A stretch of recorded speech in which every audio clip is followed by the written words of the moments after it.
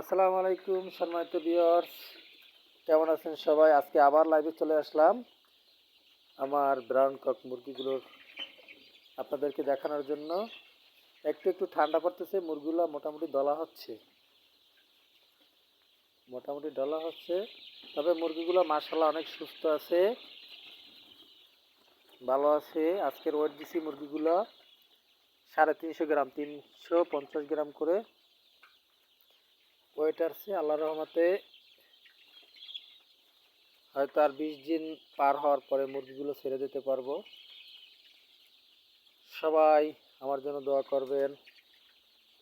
আবার কোনো একদিন চলে আসবো আপনাদেরকে মুরগিগুলো দেখানোর জন্য। আমার শেডে মুরগি আছে 800, সব মুরগিগুলো সুস্থ আছে আলহামদুলিল্লাহ। সবাই দোয়া করবেন, ভালো থাকবেন। মুরগিগুলো হলো ব্রাউন কক মুরগি।